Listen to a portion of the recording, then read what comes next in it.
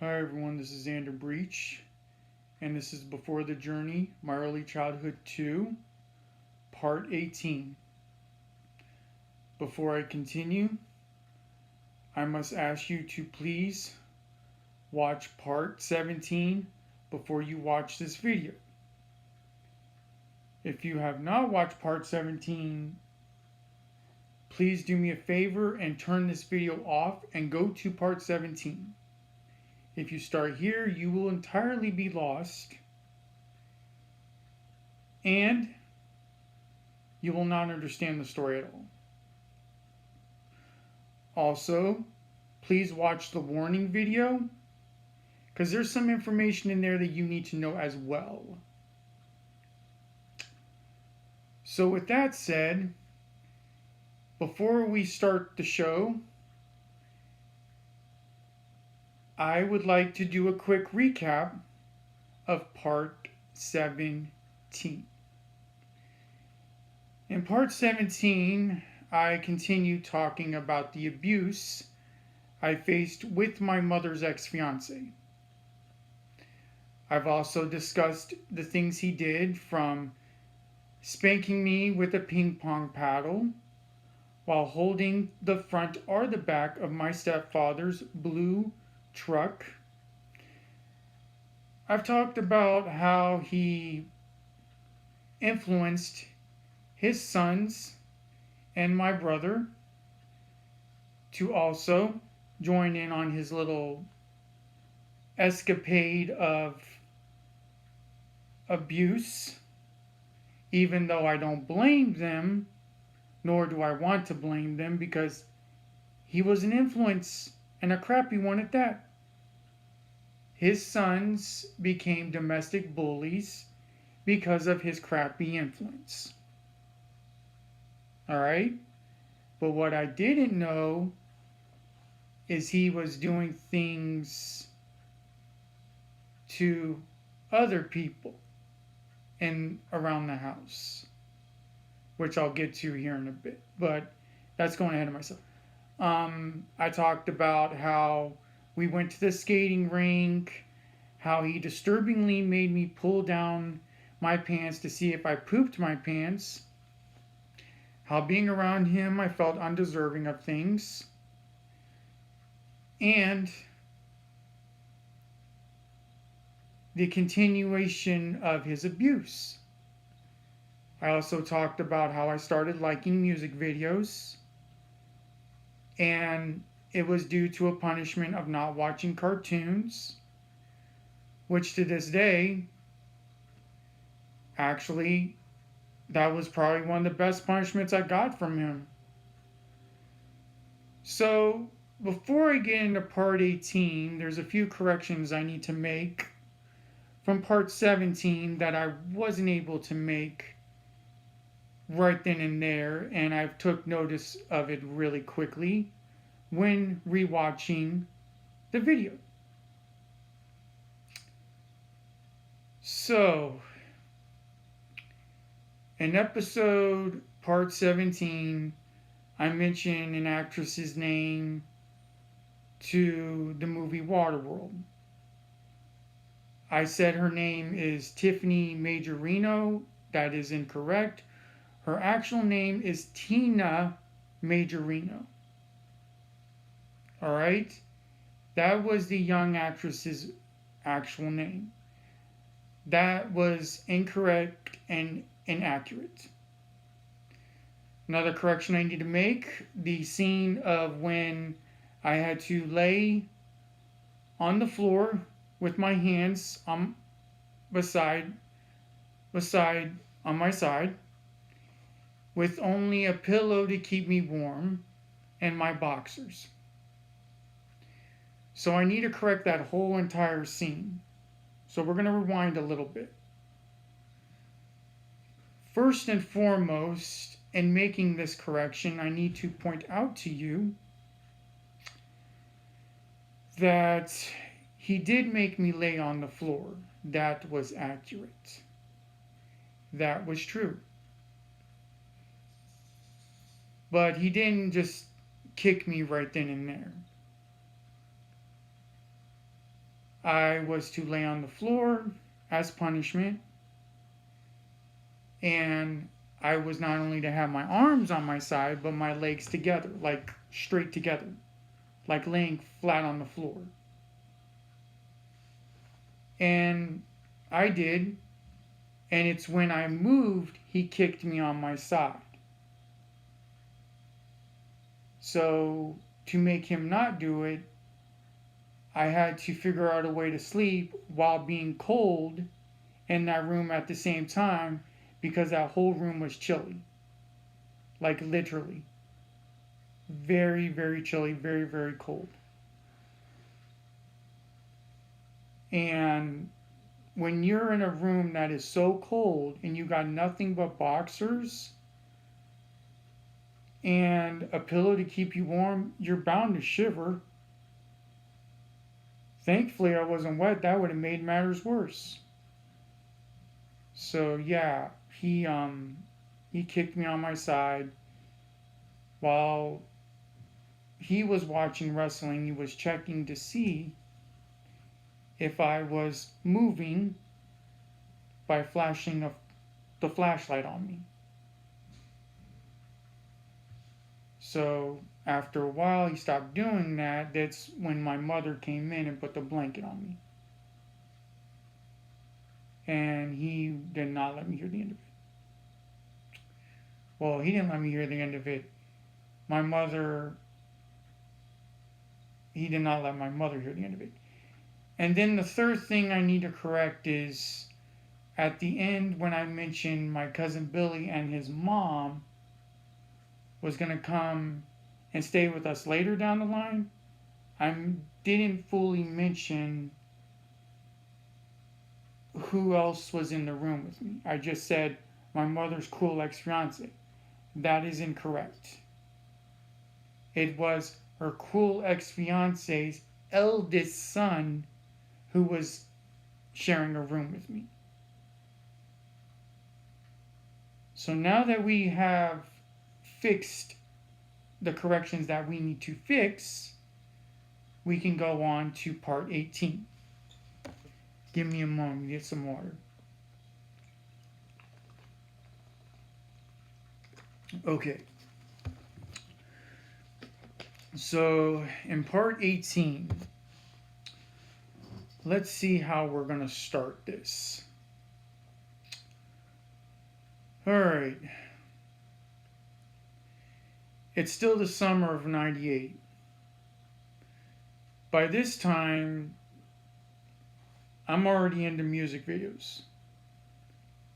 And before music videos, I was already gotten into Beavis and Butthead. I think I got into Beavis and Butthead when I was like 10 or 11. So yeah, I was getting into some of the MTV cartoons as well. Beavis and Butthead cracked me up. But believe it or not, I was way too young to be watching that. Let alone, I was way too young to be watching a lot of things. Ignore the barking. Alright, just ignore it. We have dogs that live here, so bear with me if you hear the bark. So, yeah, I was into MTV cartoons. So, by that time, music videos was on frequently. I caught Robin's Do You Know What It Takes playing on the TV. And of course, because my mother's cruel ex-fiance's eldest son had a Sega Genesis, we were playing Sega as well. Anything Sega. You had Sonic the Hedgehog. Got a few games there we were playing. Sonic the Hedgehog will always be the best, though. Always the best for Sega Genesis. But yeah, we had Sega Genesis. But we also had Nintendo, Super Nintendo. The game systems my mom got in like the late 80s, early 90s that we played. Yeah, we grew up on old school game consoles. So anything old school today, yeah, we grew up on it. And you probably already know that, but you didn't know about Sega Genesis. You knew about Nintendo in Season 1, you just didn't know about Sega Genesis. So, yeah. The abuse continued, though. Let's talk about that some more, unfortunately. One day, my mother decides she's going to make chili for everyone. She makes a huge batch. My mother, I don't think she had intentions of making it spicy like she did. And when she made it spicy, I think her cruel ex-fiance had the idea of doing that. Yep, this was his doing. And to be honest with you, I don't think my mother did not want to do this. Because the way she made chili was just right. She made it to where it wasn't too spicy, but it was made with the right kick. This was all her cruel ex-fiance's doing. So I do not blame my mother for this incident. Nor do I want to. So one day we all get chili. We have one drink next to us to cool our throats down. We get into the chili, and I know my mother makes an excellent chili. And as soon as that chili hit my mouth, it was burning hot. Like extremely spicy. Burning freaking hot. And I'm like, this is not the way my mother makes chili. I think her cruel ex-fiance had something to do with this. And I wasn't the only one whose mouth was burning hot. Because by that time, I wasn't really all there with spicy foods just yet. Still a little bit of a chicken when it came to spicy foods. But he had our mouths burning.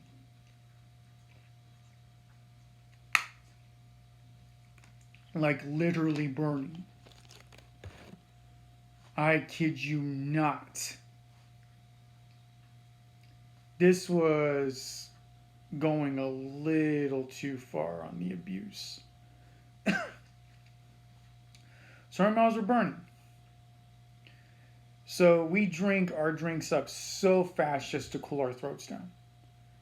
But when we ask for more, guess what the dumbass decides to tell us? I thought he was a dumbass at that time when he says this. He's like, y'all ain't getting any more to drink until you finish everything in the bowl. I look at him and I'm thinking, what the fuck is your problem? I get it now.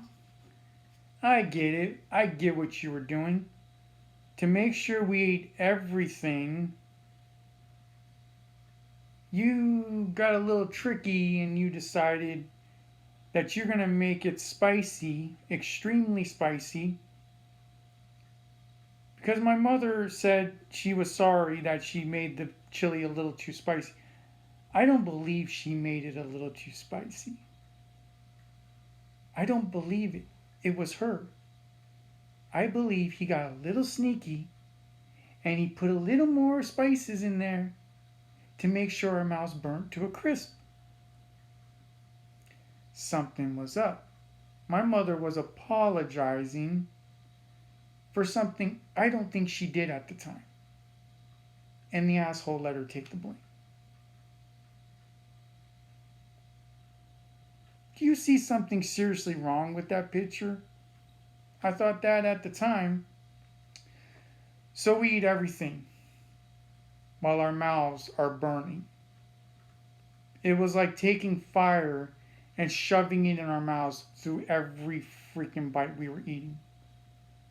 One bite after another. Sweating like freaking pigs. I got finished Man kept to his word. As soon as I got that drink, it was apple juice. I don't know if it was apple juice or milk, but it was something.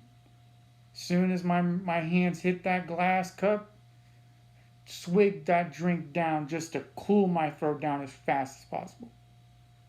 Never in my life have I ate something so spicy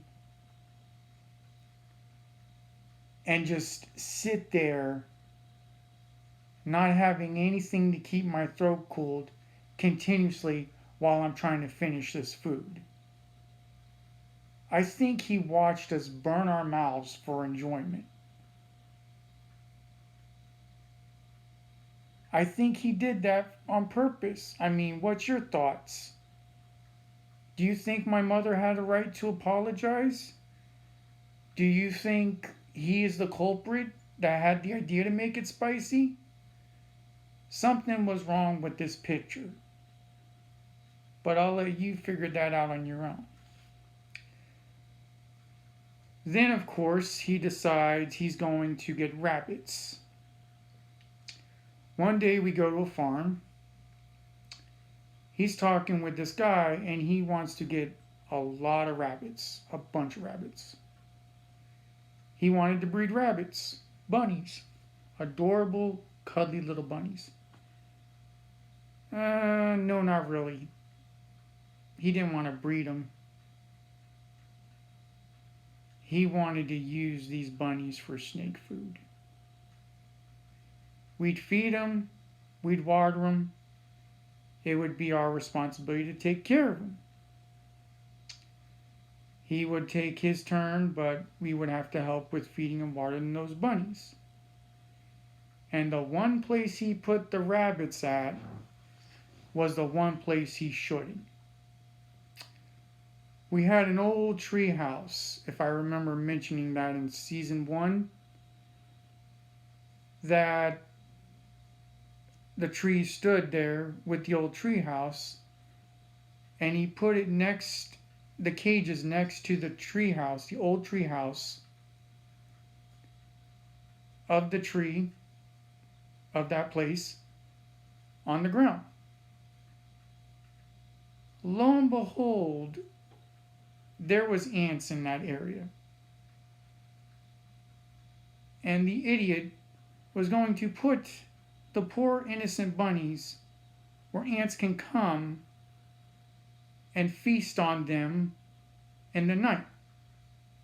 Now, thankfully, it didn't happen automatically. But as those little bunnies get fatter and fatter, he'd find the fattest bunny. He'd take the fattest bunny he could find out of all the bunnies he had, and he'd put it in a snake cage. He'd have us watch the snake devour the bunny whole. Now, back then as a kid, seeing a snake, an actual pet snake, eat a bunny like an anaconda, a rabbit, was an interesting watch. But thinking back on that, this man was giving these bunnies a death sentence. All because he wanted to use them as snake food. So his snakes, one of them was a girl and one of them was a boy. And there were some pretty big snakes. Like how he can feed them and keep them in a cage was beyond me, but they were huge. Like huge looking freaking snakes. Lucky they didn't have anything poisonous on them, but they were some pretty big snakes. Like the kind of snakes you don't want your little baby around. Because this type of snake will kill your kid. Like I ain't playing around. So we watch. First, the snake comes right behind the bunny and begins devouring the bunny from the butt, all the way to the head. As the snake is devouring the bunny, you see the bunny's head split open because its body is being squeezed so tightly that the head begins to split open, a cut, and you see its eyes widen as it's getting killed and eaten by the snake. Like that. As soon as that bunny's body, right here, the stomach hits that snake's mouth, the bunny's dead. That snake devoured that whole bunny like an anaconda. And I watched. And by the time that snake was done eating that bunny, you see the outline of the bunny's body on the snake. It was for my mom and a friend of my mom's, which I'll later talk about, it was how can I quote unquote say this, it was a what the fuck moment. For a child, a boy like me, my brother, his two sons, it was an interesting watch, like watching something out of National Geographic. But thinking back as an adult, I don't think having those bunnies there was a great idea. And then having them placed in cages in a place where you know some of them are going to be eaten, that wasn't by ants, wasn't a great idea either. This idiot was giving each of these bunnies a death sentence. Thankfully, not all of them got killed, but these bunnies were getting a death sentence, one by one. He'd have another bunny, puts it in the cage, we watch again.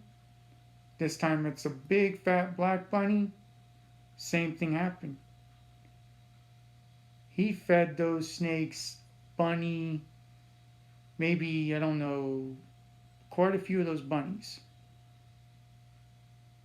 One day, we go to feed the bunnies, and we found out the ants got to maybe 2 or 3 of those bunnies. And those bunnies got eaten from the inside out by ants.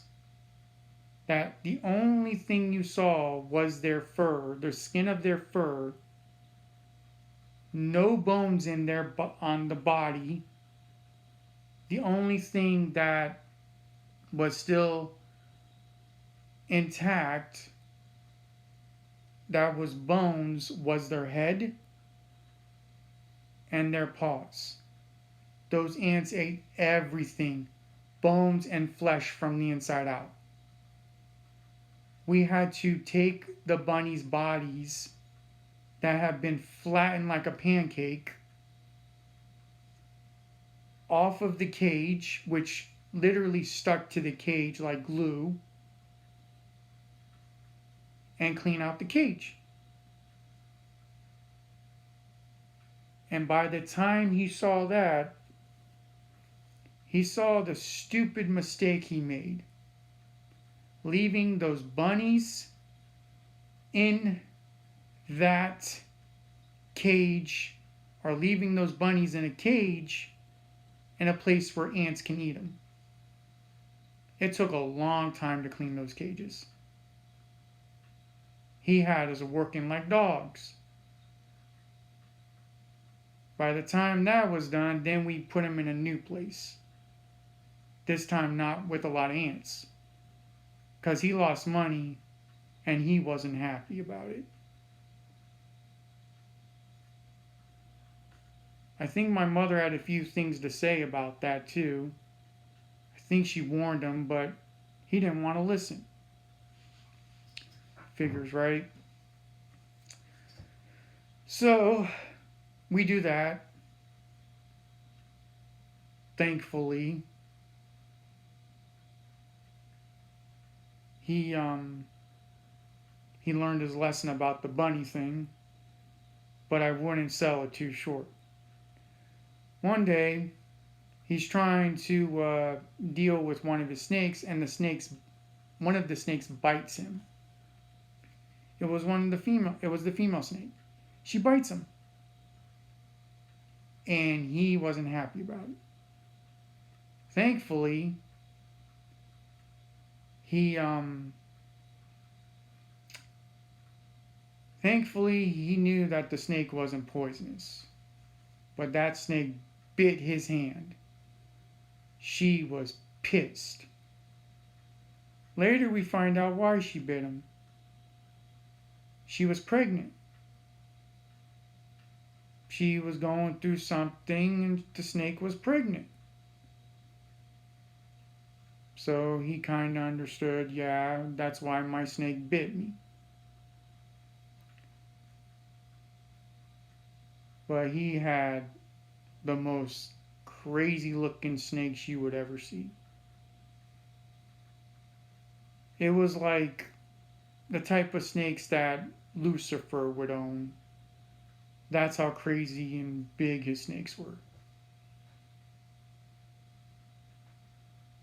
But it just goes to show you people like him will actually own snakes. Thankfully, he was smart enough not to get a poisonous one. That wouldn't be too good on his end. So, the influence of my brother and his sons continue. One day, his youngest son and my brother decide they're going to play a little game with me. And I were to squat down, and as I'm squatting down, they're going to jump over me. I thought it was harmless, but not so much. As they're jumping over me, they kick me on my side. So they kept doing it over and over again. I'm like, I don't want to play this game anymore, right? Because they were getting a little rough. Like, get back down on the ground and you play the game, his youngest son would say. Do it now.